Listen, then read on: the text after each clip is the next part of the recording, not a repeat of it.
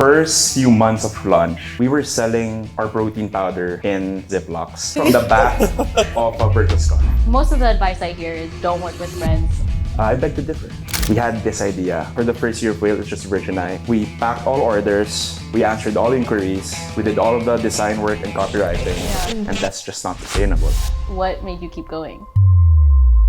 It is a great product made by Filipinos. You see a lot of local brands really making it. To me, it's kind of sad. When the product's international, that's when people think it's better. Right, how do you keep your values and your mission intact? Honestly, It's common to hear, don't work with friends and family. But when best friends come together united by a shared vision for Filipino excellence, Wheyl isn't just a brand. It's a movement where friendship, Filipino pride, and a shared passion for health and community collide to create something truly extraordinary. we just knew that we needed help. When was that point for you guys? How do we make sure they're not losing their jobs? We disagree on a lot of things. And things didn't really go the way it would. Ay, kaya ko pa to. But sometimes you really need someone to help you out. And how do you find the right people? Be friends with them for 15 years.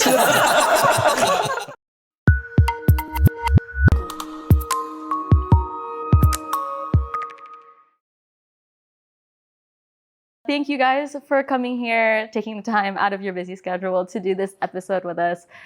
Patty, Jason, Virgil, thank you so much. I'm Camille. I have here a special co-host with me. This is Cameron from Hyper Controllers, and he did a previous episode with us.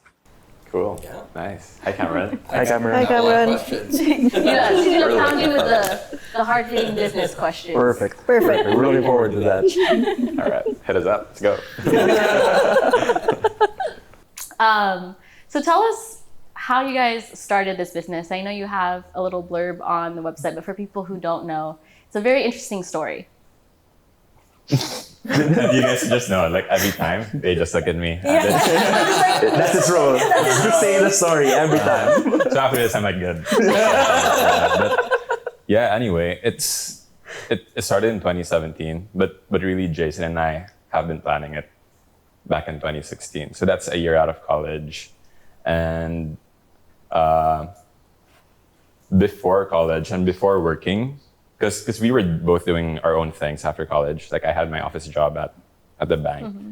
He was working with his family, different businesses. Bank to protein, that's a huge difference. Yeah. This difference is way bigger. What were you doing then? Firearms. Oh my gosh. Protein. Firepower. Nice, so you put the firepower in there. Yes, sir. Okay. Yep. But like he's doing a couple of different things with his brothers, like clothing and other like fun stuff. And I always kind of dabbled in their little entrepreneurial stuff. Mm-hmm. But I always felt that I wanna do something with Jason one day, because he's been my best friend for ages. Honestly, like we grew up together, no cap, and I just felt like it's only gonna be a matter of time that we have our own thing. Right. And when we were doing our office job, we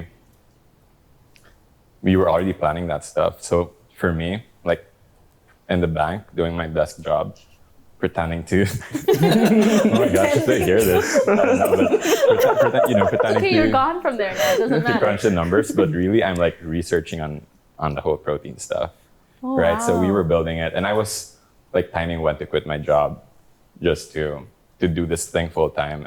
And that was 2016, 2017, we just hopped on and just took the leap and did it, right? So it was a time when we were really into fitness too.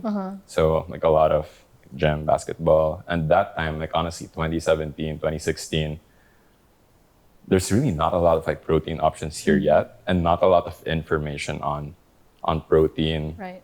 Like it was a lot of like the big international brands, big tubs, super intimidating, like meathead gym bro branding, right? Right. Yeah. And we were starting to look at the West, like they were doing it differently. Mm-hmm. Like you have like a lot more inclusive, diversified approach to protein. So we're like, it shouldn't be too hard to create this, right? Like let's focus on great branding, good design, an inclusive approach, and like keep the product simple. Like it can't get too complicated. And that's what really drove like our brand identity back in 2017, right? So like keeping it simple, became our strength and what made it much possible to start as well back in the day. And we just really started with one flavor. But what made it super tough was trying to get the buy-in from suppliers, because it was so hard to, like for us, it's been completely bootstrapped from the start, honestly. Like the money we saved from our like 1 year of working is what we used. And we made it work, but it was tough to get the buy-in from suppliers to help us out, not commit to like full containers or like 20,000, 30,000 pieces of stuff. He understands. Yeah, he does. Because for these guys, it's like, is it even worth my time to transact with you if you're just giving me like 50, 100 pieces? So it was a lot of like selling the idea to them too. And it was moving from supplier to supplier, honestly, to tell them, hey, this is the idea. We just need your kind of like buy-in and help. Lower your minimum for us. If we grow, you grow. And it started that way. And we've been working with like the same people from 7 years back. Really? So is that your method that you use to try and convince them to buy in with you? And how do you keep that momentum going if you hear no's? Like, I'm sure some people want to give up. What made you keep going? Well, we had a goal in mind. That's to make this happen. As Virgil mentioned, we didn't really like what we were doing beforehand. And we knew that we are meant to be partnered on something. And we had different ideas then. But just to further Virgil's point, we had this idea while drinking alongside friends. We were in a bar. We were thinking, we got to do something. A drunk idea. It was a drunk idea. It really was. And then that time, there was really a spark in our heads that we thought, we should really do this. So it was the drive to make it happen. Okay. Ever since the idea came into fruition, until the time when we got no's, we always knew that, hey, maybe there's someone there who's gonna trust us. And hey, we were lucky. We found people who trust us. And we've been working with them for 7 years. Yeah. Wow. So you found that spark, right? You know how like sparks, that's just at the beginning. Right. But what made you feel like this is the business I have to do? Because the spark's just an idea at first. But then once you take the first couple of steps, what was the idea? Like, what was the driving point to make you continue and do this and jump in? Because there's an initial jump, and then there's another jump that not a lot of business people talk about this. They only talk about the first jump. Right. Or I think some people don't even stick with it, right? Yeah. Right. There's another jump that you have to do this. When did you find that point? Well, it was fun. That's probably why we kept doing it. It was really fun. I still remember the first few months of launch. This is a good story, Bridge. Maybe you can continue this. We were selling our protein powder in sample form, but what we did is we put it into Ziplocs. Oh so it kind of looked like it was sketchy. And we were selling it from the back of a Virgil's car. Yeah. And people would buy it.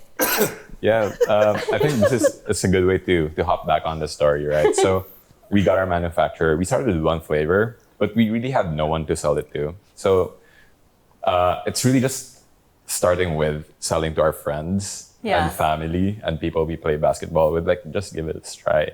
And the packaging back then was so like homemade. Like, it looks nothing like this. Yeah. Well, kind of like that, but nowhere near the quality, right? Yeah, it was always fun. That's why I mentioned that word. You look at Wheyl, that's also the exact same sentiment you want people to see out of it. It's supposed to be fun. The design, just look at our name and our logo. First of all, our name, it's a pun. And second, our logo, it's a whale. Like, people ask us why. And when we answer that, it's fun. Because that's what started Wheyl. Group of friends here. We brought in Patty 2016, 2018. Yeah. Sorry, that's too early. Not even when the business started, right? Timing's off. We brought her in because she's been one of our closest friends since first grade. Similar to Virgil and I, been friends since first grade, best friends. Patty, always part of that group, always joking around. And then we knew that she had what it takes to be part of the team because we knew the kind of passion she had towards starting to build something for herself. And as well as we knew that we had good chemistry because, of course, like by that time you have 15 years of friendship. At that time, you'd know, right? Yeah. And we've always had fun. I think that's what also inspires the culture at Wheyl. We try to make it fun. We try to be friends with everybody. As much as people would say, don't turn that into your culture or don't start businesses with your friends, I beg to differ. I think it's just about that trust that you have to build with them. Yeah, let's talk about that a little bit further because so most of the advice I hear is don't work with friends or family because it might not work out. People usually end up breaking apart or ruining their friendship. How do you keep that intact? Maybe Patty, you're a good person to talk about that. Yeah. I think it's actually pretty interesting because I expected, when I came in, of course, I knew coming in that they were my bosses. It was weird at first, of course, because they were friends of mine since grade school. And then now you add this dynamic of them being my bosses. Right. But I think it was important for me to keep that in mind so that I could also, or actually not I could also, it's more so I could respect them because this is their business. And I'm just trying to help them build the business. But I think how it works is, aside from the trust that we've built over the years, it's really because they taught me from the very beginning that they don't have egos. It's really that. It's really, if we disagree on a lot of things, I think it's pretty common that we disagree on a lot of things, but how it works and how we make sure that our friendship remains intact or how our professional relationship remains intact is that we don't have egos and we know how to compromise. It's a lot of trust and compromise. I think that's very mature and very enlightened because some people don't realize that they're letting their ego get in the way. Right. Is that something that you just had to learn or you've always just put the ego aside? For me, that's something that I honestly had to learn. Yeah. Yeah. But it was easy to learn because it was easy to replicate that from them. Like how I saw their dynamic, even though they would agree on things, parang, oh, so that's how it goes. It's that easy. I like that. Yeah. I guess on my end, it came naturally just because of the relationship that Bridge and I had since then. We're always quite frank with one another ever since we were kids. When I knew Bridge was doing something wrong, I tell him, vice versa. And that really built a relationship of trust. And when there's trust, there's no room for ego. Yeah. All about trust. You gotta trust each other. You gotta trust your partner. I still say friend. I don't like saying business partner. You gotta trust your friend to make the right decisions for himself. Then if they argue towards that, and you gotta be open. You gotta have an open mind to hear it out and not be stuck in your own ways. And that's something that happens between the three of us all the time. It's we have those arguments, but she laughs. I laugh too because we do, right? All three of us, we have those arguments, but it always ends nicely. Always ends with a smile, with a laugh, with something we agree on, with compromise. And that's pretty much it. I think that's what constitutes most of our day as well. A lot of compromise. Yeah, a lot of compromise. Yeah. So, how do you deal with giving that trust? In business, the bigger the business grows, the less that you can take on, the more you have to delegate. That's true. That's like one of the hardest things you can do as a business owner is to delegate, because this is like your baby, right? You wouldn't hand your baby to a stranger. Like how would you deal with something like that? Well, Okay, go. we deal with it almost every day. We talk about we're doing a bit too much right now. Right. So to be honest, I don't think we deal with it the best way even right now. But I guess that's where trust comes in again. In terms of Patty, it's easy to trust Patty because she's shown time and time again that she has what it takes. She really loves the business just as much as Virg and I do. That's why she's here, right? Our general manager is here because equal to Virg and I, she has the same love towards Wheyl. That's where a lot of that trust comes in. But yeah, honestly, until now, we have problems with delegation. These are the things we have had a hard time with, even in the past. Back when Wheyl first started, we did a lot of the things ourselves. For the first year of Wheyl, it's just Virg and I. We packed all orders. We answered all inquiries. We did all of the design work and copywriting. We did all of the marketing. We did performance marketing and so much more. Just the two of us. We worked 7 days a week, 12 hours a day. Whoa. Around that time. That was for a year. And that's when we noticed that we were starting to lose that work-life balance that you all strive for, right? It's very important. Then we brought in Patty.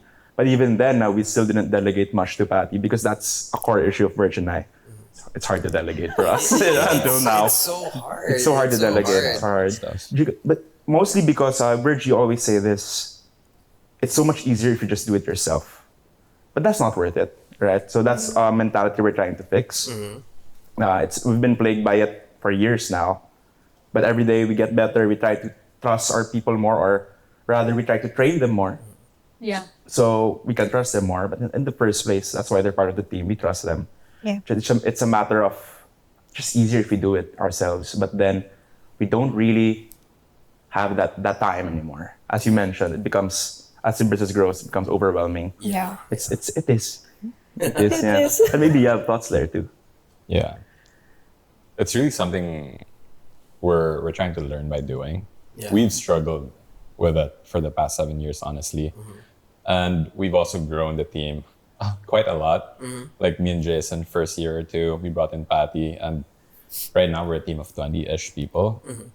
And definitely like building the roles and really lining up the development for these people that we took into involves a lot of trust and delegation. Bouncing off what you said, it's never easy, I think, for a business owner who set really high standards as well. Yeah. And cares so much about like doing things right. But even more recently, I think I try to remind Jason and Patty, we try to remind each other, honestly, as senior management to like trust our people more, empower them to take their own direction. It might not always be the same as what we might feel is the right thing to do, but we can't really have our hands in everything. Yeah. Like we have to focus on the more important things. And I think, honestly, even in more recent years, we really have to force ourselves to do that more. And things didn't really go the way it would if we put in the work and made the decisions. But I don't think it's anything we really regret, honestly. Like it's part of the process, honestly. Yeah. You have to do it. How do you decide what tasks to let go of and what to focus on? Especially when you know it's easier if you do it and you want to do everything right. How do you let go, and how do you know what to let go of? That's actually really funny because we still struggle with that. So it's really funny because it's really a discussion sometimes. Sometimes Jace would be like, hey, do you think this person can do this task that you're doing now? And I would be like, yes, but there's a thing about that task that I can't delegate yet. That task. That task. Yeah, I know that task.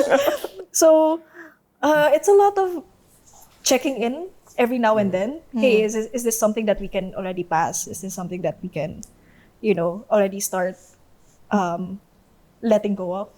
And I think it starts with that. I guess it starts with that. The check-ins, it starts there. And slowly letting go of the And leash. slowly you just let go. Yeah. There's this one concept that I heard when I was listening to a Diary of a CEO. If the person you're delegating to can do your job 50% as efficient as you can, delegate it to that person. That's a nice advice. Yeah. Nice, yeah. Yeah, That's a and nice that's what I'm advice. slowly learning too. Like, of course, not everyone can be like me. It's hard to replicate. That's why there's only the 1%. Yeah. Because not everyone can be that 1%. That's true. But if they can be half of that one, like be half of that person, I think it's a you can probably delegate that to that person. Yeah. It's actually really good. That's a good tip. It's a good tip. Yeah. Keep that in mind. Because you can't expect everyone to do it exactly like you, right? Yeah. That's the reason why you're at the top. That's the reason why you have the business. Yeah. That's good advice. Yeah. Interesting. I just learned that maybe. How's it working out? Timely. I've hired a lot of people since then, so Starting to delegate more. Starting to realize that Delegate more. You know? That's actually a big issue of ours as well from the start. It took us too late, or not too late. Sorry, it took us quite late to hire someone new. I think that's a flaw as well of many startups or many people starting their business for the first time ever. They think, ay, kaya ko pa to. I can keep doing this. I can keep doing this on my own. But sometimes you really need someone to help you out. So when people ask me or ask us three what to do, how to grow the business, always start adding people. Start growing your family. Start finding people like you who can help you out. Because that's always a hurdle. There's always a lot of fear because that's probably the first time you're gonna pay someone monthly. Right. The salary. And that feeling, I'm sure you know, that feeling is daunting. it is. It's daunting, but it's worth it. Because once you start that, keeps getting better as long as you find the right people. And how do you find the right people? Be friends with them for 15 years. It's so hard, right? It's hard. I think I'm behind. But in all seriousness, those interviews are very important. A lot of conversations, super important. In my experience, I know some friends who have interviews, or rather they hire their first person, but they don't really put in the time to talk to them, to mentor them, to teach them. I think that's a core mistake. I think it's really important that you create a relationship with them so they understand what you're building. Yeah, That's true. and they understand your mission, your vision for the business, right? Exactly. And that's how you make them that at least 50% of you. It's by showing them who you are. Yeah. I think a lot of what drove our hiring strategy too has been more of, do they fit the vibe check? Meaning like can they blend in with the culture? Do they have the right values? Do they have the right attitude around work? Because everything, like almost everything else, like we're not corporate big business, right? We're like a small startup. Almost everything else you can train, but you can't really train people with their values and attitude, right? So actually, like maybe our first 5 years or so, we're almost always getting referrals. So looking within our radius first. I don't know if like many people would agree with that strategy though, that we're bringing in friends of friends, friends of people we bring in. But it's worked for us, but it's had its downsides too. Yeah, right. It had struggles too. Yeah. Well, it's easier if it's friends of friends, right? And then completely like new stranger. And at the same time, it feels nice to like create something with the people you know and people closest to you. Yeah. It does, yeah. Actually, something unique about how we interview people is that it takes more than an hour. And it's just like this, I guess. Like, we really take the time to get to know the person, like, personally. Like, what do you do? What does your day-to-day look like? Even outside of their current work. Like, say, for example, they're currently employed somewhere else and they're interviewing for a position in our company. We really take the time to understand, what do you do outside of work? Right. Like, who are you? What are you into? Like, do you watch anime? That's a question in our That's a question from the first interview until Is that a the must? latest They one. have to watch that. Not really. not It just really. became a meme within the team to ask that. Yeah, so we really take the time to ask that. I think that takes about 30 to 45 minutes, maybe even an hour. It depends on how talkative the person is. Yeah. But that takes up a huge chunk of the interview. It's really just getting a vibe check of who that person is. And because that's really important for us. Right. And how did you come up with that that's something that's important to you as a company and as business owners? Well, just because all three of us are good friends. Yeah. Like, we want to make sure whoever is going to be our new teammate, they have to be a good friend to us as well. So they have to fit the vibe check. They have to pass the vibe check. Yeah, and I think it's a lot of looking both ways too. Like, it's easy for the three of us because we're friends. But it started when we took in the first person that is not our friend. Like, our first hire after Patty is a super duper loyal customer of Wheyl. Oh, Yeah. wow. And he's been like hitting us up, hey, you have an opening, you have an opening. Yeah. And we don't, because we're trying to keep it lean. Right. And we felt like we could take the load. But it came to a point that we had to bring someone in. Yeah. And we're like, hey, Why not him? Yeah. And he's not our friend, but we felt like from the way he's into the brand, he might have a good sense of like the values that matter. Yeah. And just going back to what Jason said, we don't want to alienate the people we take into just because we're friends. Yeah. Like we want him to have a good work experience too. And that's been super core to a lot of our priorities running the business too. We always put employee experience on top, honestly, and everything else can follow. We struggle with it, honestly, because it has a lot of costs. Yes. Right. It does, but we can't change it. Worth it. Yeah. It's worth it. That I don't think I've ever heard someone putting an employee experience first. Is that what you said? Employee Yep. experience? Yeah. That's really good because then you start building like a foundation for your team so that you can start growing even more, right? And no one's ever, at least for who I've spoken to, has said that. That's really interesting, really enlightening. Okay, so moving towards your business, like from starting out with just you three and then growing your business, I guess for people who are new or who have just started a business, I'm sure they want to know, how do you start scaling your business and how did you decide to bring people in? I know it's hard, especially since you guys trust each other.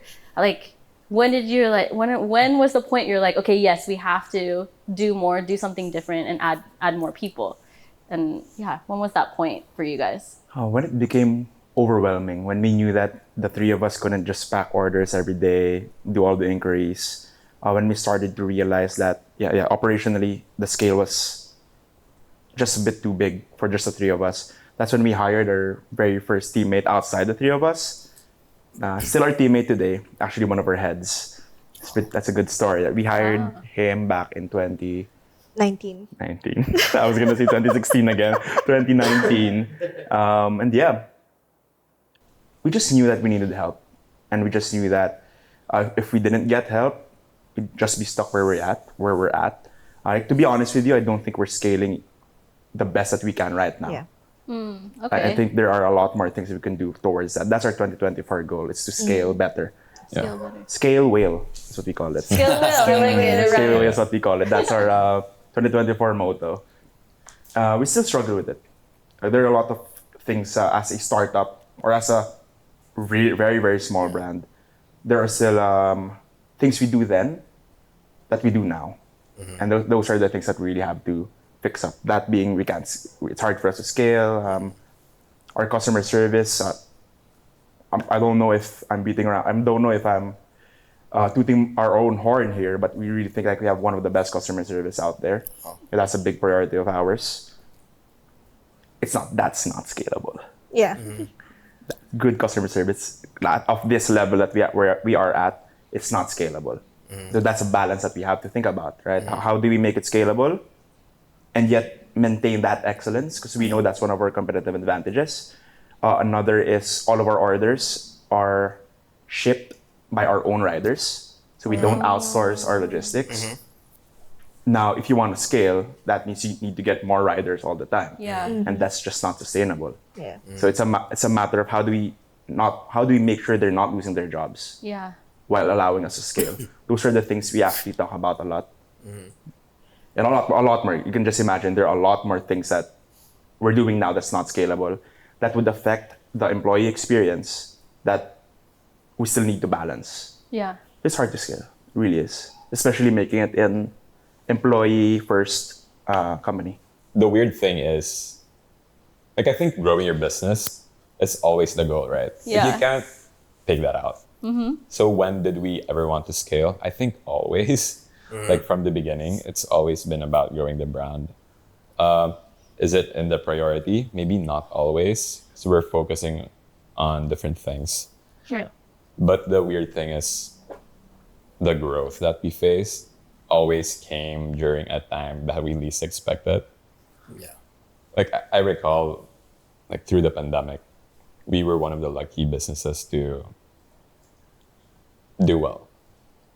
And we were not ready for that growth at all. Like suddenly we're doing like 3 times volume out of nowhere. Just a month, right? Yeah. Oh my gosh. Amidst the pandemic. So like all of that, it was wild. It was a wild time. I don't want to go so much into the detail of how we handled that, but just staying within the point of like the growth when you're not ready for it. It's honestly a missed opportunity cost because we could have done more with that. But it also was a great driver for change. Like we were doing so many things so manually before that, but we had to adapt new systems that are still manual, honestly. But yeah, we used to take orders through like everything through Messenger, through Instagram. Wow. We had no website for like the first 4 years of our business. No website? Yep. So all through word of mouth? Well, Social media. Social media. media. Okay. A lot of like people literally typing out their orders through chat and us encoding that in Manually, a sheet. you Like know? Oh my no gosh. website at all. Yeah, that's wild. But when we were facing like suddenly 2-3 times traffic during the pandemic, like we need a website, we need better systems. And the funny thing is we've always wanted to grow, but it always caught us kind of off guard. Yeah. Yeah. I feel like that's something you can't really, you think you can predict, but you can't really predict. And you just have to either get with it or not, right? You gotta ride the wave. Yeah, you just have to be really crafty and make something out of what you already have. Right. Yeah. Like, you can't just like say you got like a ton of demand now, right? You can't just say, "Oh, I don't have the tools for it." So you have to be like really crafty. Right. Yeah. And I wanted to ask another thing. Like, do you guys have a really good brand here? Have you guys gone international? Or thought about it. We've thought about it multiple times. We've had offers as well to distribute in different places, such as maybe Vietnam is this one. Southeast Asian. Southeast Asian Yeah, region. yeah. We've had some from the Middle East and 2 or 3 people from Australia. But we've always wanted to just focus. For now, we've always wanted to focus on the local market because it is we really make this a pioneer brand. We're a proudly local Filipino brand, and we think we can do so much more here in the Philippines before going out. But like more recently, we've been trying to think about ways to scale our business more because again, 2024 scale Wheyl. We want to go abroad as well, go international as well. I got more popular in the Philippines after I got popular overseas.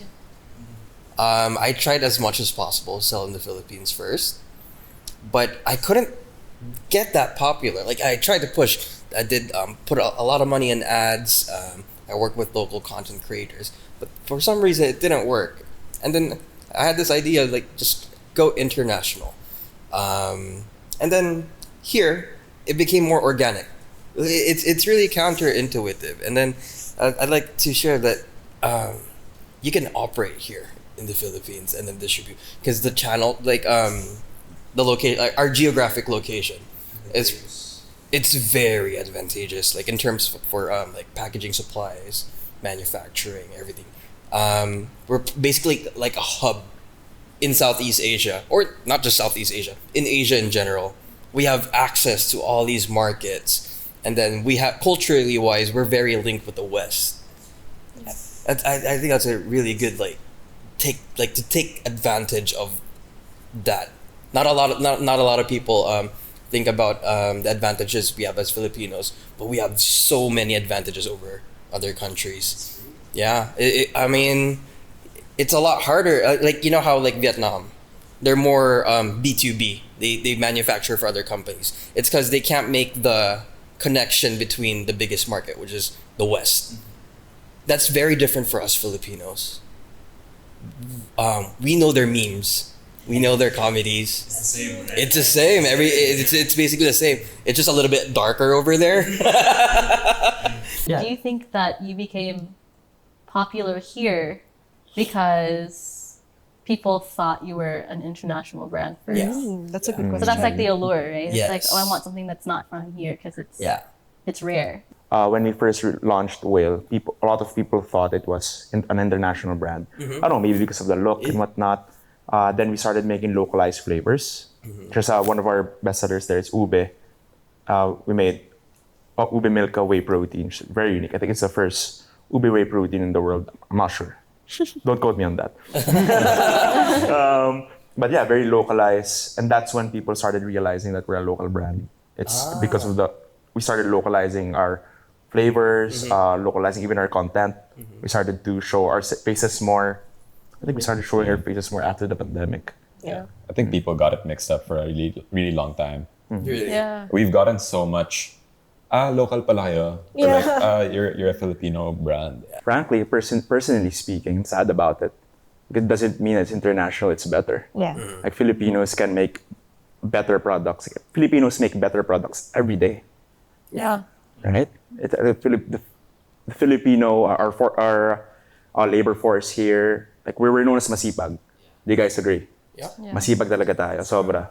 Yeah. Needs to be very hardworking. We're very hardworking. Filipinos are hardworking. You see that with the diaspora happening, people going out of the country, and the Filipinos being highly valued outside the country. And we have a lot of Filipinos right here to make great products. Like this one is a testament to it. This is a great product made by Filipinos. And to me, it's kind of sad that when the product's international, that's when people think it's better. Yeah. Like on a personal level, that's how I think. I don't know. We just have to make better products. Yeah. And make it shine more, say it out loud more. And educate, really. Educate, really, yeah, totally. Like, I actually think it's been happening. Yeah. Like you see a lot of local brands really making it. Yeah. That you didn't really have much of that. That's true. But now, like especially like cosmetics, skincare, health and nutrition, you have a lot. Like you have a good handful. But we don't really see like how many people try and don't make it. Yeah. But I feel like we're doing a lot better than we are. So do you think that the government does a lot to help small businesses grow and thrive? And if not, what kind of help would you like to see from them? I feel like the government could do better just because there's so much red tape.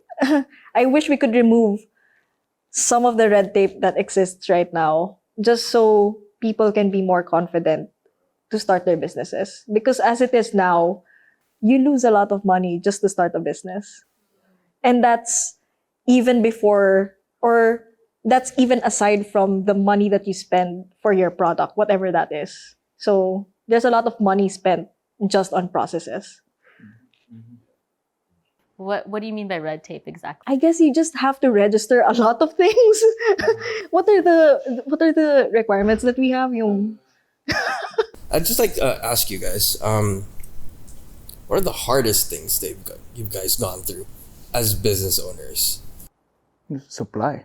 Like it's been a huge assortment of different problems, honestly. Like running out of the white pouch was one thing we faced at one point. And we can't stop selling because we don't have the white pouch. Yeah. So it's a lot of like getting creative and how to solve it. Yeah. Right?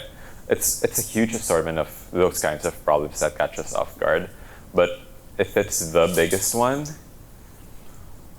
supply, yes. Also, the constant problem solving. Like after you solve one thing, there's another one that comes up.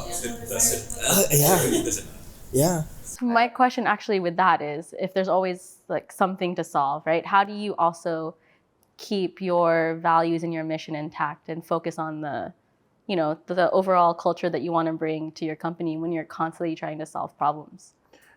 Honestly, Patty's a big part of that. Yeah. Yeah, but you are. No? I'm breaking the news to you. You are. As a general manager, she's in a very unique position where she is senior management. So she works alongside the two of us, but also the day-to-day operations. She gets to have interactions with everyone else. Me and Virgil, we do have interactions with them, but not as much as Patty does. And Patty is always that voice to tell us this might not be right. because this might affect our people, our teammates. So she's really been our moral compass of sorts. We joke around about this, but it is really that we genuinely think that it's true. Patty is everyone's manager at Wheyl, even Virgil and I kid you not. Like, I feel like being best friends, we're different in many ways, but we also share a lot of the same perspective many times. A lot of people don't really talk about this, but do you ever feel like, especially when you're starting out and maybe until now, do you ever still have fear or feel like you're an imposter? Like, do you battle with that? Because I know, I mean, we're human. Yeah, it's All the time. yeah, all the time. Even in the car, I was saying to them, "Oh, do we really deserve to be here? It's like the question, do we deserve to be interviewed? Do we deserve to be here?" No, but I guess we are. It's just something that we have to think about every day. What do you guys like to do outside of work? Maybe you want to go first. Go ahead, Bally. Yeah, so people say this is my personality now, but I'm a gym rat. So I go to the gym a lot, 3 times a week. That's pretty consistent. And aside from that, I really like to rot. You know how they call the Sunday rotting? That's my way of really resetting every weekend, because the weekdays are so packed and so busy that I just need a day in my weekend to just rest and rot. That's important. I like to rot too. How about you? I want to rot more, first and foremost. But aside from that, I am a really big basketball fan, sports fan. Basketball, NBA, NFL, MLB. I like a lot of the big 3 American sports. So I follow a lot of that. I'm a big Laker fan. Oh, me too. Through and through. Southern California? Yeah. That's why. Yeah, LA, yeah. I'm a big Laker fan. So most of my days, like most of my lunch breaks, I just watch highlights of different sports. And then during the evenings, actually Virgil and I, we have a basketball group. So we have us and our friends, some of our teammates at Wheyl, we try to play more basketball. We have our Wednesday basketball group. Yep. Yeah. Is that all? Yeah. I don't do much outside work, honestly. I potato a lot. So much like Patty, I hope I get like 1 full potato day. When I have no plans, no errands, I could just like be in my room and do nothing. When I have that in my week, it's awesome. Like, I feel like I'm much more recharged to take on the new week.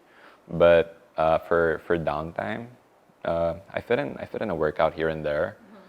So maybe a few times a week, but I spend most of my time just consuming content online and honestly some gaming too.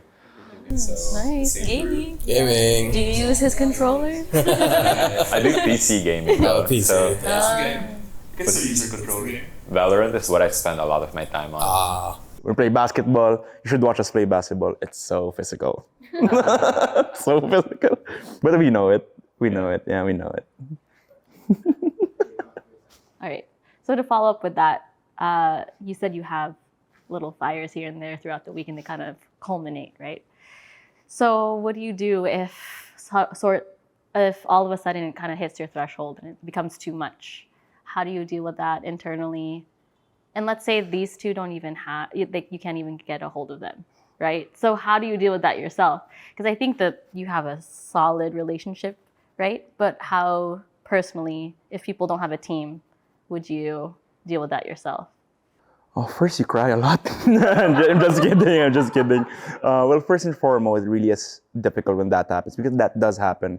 And it doesn't even have to be a lot of problems in a day. Sometimes the first problem in your day is already stressful because you're just not having a good day. Maybe you didn't rest. Maybe you played a bit too much with your friends that evening and you didn't get proper rest.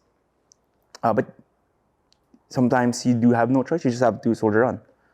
You get more used to it though as the years go by on how to manage these problems. The question becomes harder because when I don't have them, it's much harder. I do rely on them a lot, like emotionally speaking, regarding stress and whatnot. Because I get to just share things with them. But if you don't have a Virgil, a Patty, or even our other teammates, if you're alone, it's gonna get a lot tougher. But you just gotta lean on the pillars in your life. Maybe your friends. Maybe you can involve them a bit, tell them about the issues you're facing. Maybe your family, but if you're just completely alone, you only have yourself, that's more than enough. I love that. Remind yourself that it's more than enough. And then problem solve. And then you can cry later. Or cry first. During, before, after, you just have to let it out though. And that's the core of it. You have to let it out. You can't let it fester inside of you because that'll reach a boiling point where it gets much harder to dig yourself out of that. So do you have a specific tool or a go-to process that you use in order to deal with stress specifically? Well, I can go first for this one, then you guys can chime in yours. With me, it's to-do lists. It grounds me. It keeps me focused on what I really need to do. Sometimes you just need to finish one thing and then it cascades from there. You just have to build yourself momentum. So for me, it's to-do lists. Whether that my to-do list involves doing laundry at home, whether it's drink your multivitamins, I just need to get something done there and I'll get back to the focus that I need to do. And that for me is a release. That's a good release. Patty? For me, it's a lot of things, I guess. So one is the workouts, of course. They help me to release tension. And then getting to talk to my partner as well. Not specifically about the issues, but just getting to talk to my partner helps ground me, helps remind me that there are more important things outside of work. And I think that's something that sometimes we struggle with. Like, we get so focused on putting out those fires that we forget, hey, we have a personal life that's more important than this, actually. So, yeah, getting to talk to my partner is very grounding as well. Another thing is meditation, for sure. When it gets too much, I meditate. I really have to. There have been times when I would say, guys, I think I'll be late in the meeting because I need to breathe. I need to breathe a little. And that's the good thing about our relationship. I think we've always had that openness and that generosity to be like, okay, yeah, take as much time as you need. And then we can start once you're settled. I think people underestimate that, taking the time that you need before you go into a meeting, before you have to do something. Because sometimes you just rush into it thinking you have to do it. But then you go in more frazzled, more chaotic. And then you can't even work your best. So I think it takes a lot of self-awareness and a lot of compassion for you guys to be able to have that relationship and to be able to speak up and say, hey, I need this time. Right, yeah. And Virgil, what do you do? Yeah, the workout and meditation are like classic tools, techniques, which for sure help. But for me, like recently, it's been like cleaning. So I think that's really rooted in slowing down. And the cleaning can be anything. Like sometimes it's giving my room like a 5-minute sweep or mopping. Sometimes it's like taking a shower, which for me, like a midday shower just helps tons to like reframe, refocus, slow down, and like come in fresh and super focused and productive. Sometimes it's like cleaning up my desktop, like reorganizing the icons and anything. Like for me, a sense of like cleaning up helps so much with my mindset, and also trying to be mindful to slow it down a little bit. A bad habit of mine is like trying to be so quick, so impatient, always trying to like go through my day super fast. But when I remember to just slow down, be super mindful and intentional about slowing down, it helps a lot for me. I love all these tips. All of these things that you've said actually are mindfulness tools. And they are so different but they work for you. Right? And I think some people think they have to just meditate. But really, you can clean and your mind is already better. You can write down a list and you feel like, okay, I can get these tasks done. So this is really good tips for people who think they just have to do one thing. You can do whatever works for you. I think that's really the core of it. Like, you could read tons of books, you could listen to tons of advice on podcasts, but it's a lot of like self-awareness that's super necessary. Like, you need to find what works for you. And some things will work better, some things don't. But you gotta figure out what works. Yeah. Great advice. I love that. Okay, so for people who may not know, where can they find your products? Where can they purchase it? Right. So You can check us out on our website. You can find the link in the description of this video, this podcast, and you could look for you could shop around our website. You could hit us up on Facebook, on Instagram. We have a fun, happy, responsive team that will be really glad to help you out. If you prefer to shop on marketplaces like Shopee, Lazada, please feel free. You can also stumble upon us in some retail stores, and anytime you need help, yes, just reach out to our team. You can get a virtual fist bump from them. Who haven't tried your product before, what do you suggest they try out first? If you're into protein, I super recommend our popular ube milk, just whey protein. If you prefer something more basic, salted chocolate is always a clear choice and easy, enjoyable drink. Yep. And if you're into pre-workout, you could try out our Island Iced Tea, which is super classic, nostalgic, super enjoyable, and tastes nothing like any pre-workout you've seen in the market before. I could super vouch for that. Yeah. Well, you guys, this was a very enlightening conversation, and I had a lot of fun. I hope you guys did too. And thank you so much for taking the time again to speak with us. And I know our viewers are really going to learn something from you guys. Amazing. Yeah, we had an awesome time. You guys asked just the right questions, and yeah, it was a great conversation. Yeah. Thanks for making us comfortable. That's my job. I'm glad you guys are comfortable. Yeah, and we hope this lets some of the viewers just lunch.